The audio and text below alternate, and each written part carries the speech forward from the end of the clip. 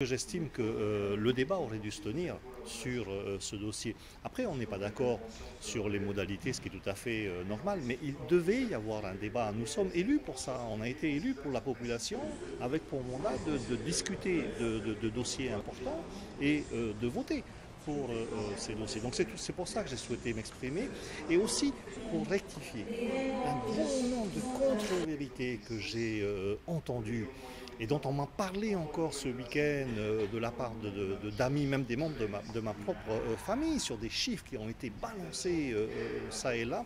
Donc moi, mon souhait, c'était de rectifier un petit peu tout cela. Après, je ne remets absolument pas en cause la décision du président du pays de retirer ce texte de l'ordre du jour. C'était opportun, effectivement, pour préserver la paix sociale. On s'est bien rendu compte que son présence était relativement déplacée du cadre politique, puisque ici, il y avait foule. Et dans cette foule, il y avait bien entendu les représentants des confédérations syndicales, mais il y avait plus qu'eux.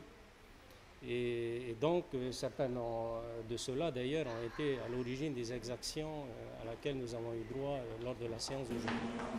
C'est vrai que c'est un échec pour le gouvernement actuel de revenir sur sa décision.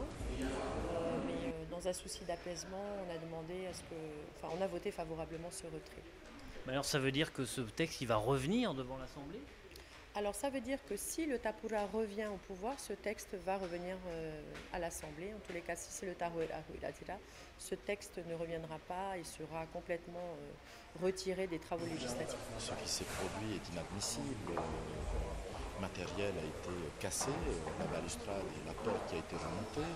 Mais bien que ce soit des dégâts matériels, c'est bien la démonstration de force que je souhaite souligner à nouveau. Et que dans la plainte que je déposerai, c'est de faire en sorte que chacun puisse assumer ses responsabilités.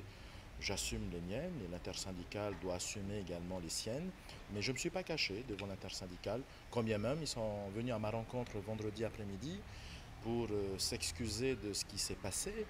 J'ai apprécié la démarche, mais toujours est-il que chacun maintenant doit mesurer les conséquences de ce qui s'est passé, aussi bien du côté des élus, de l'intersyndicale, du gouvernement, des grévistes, de tout.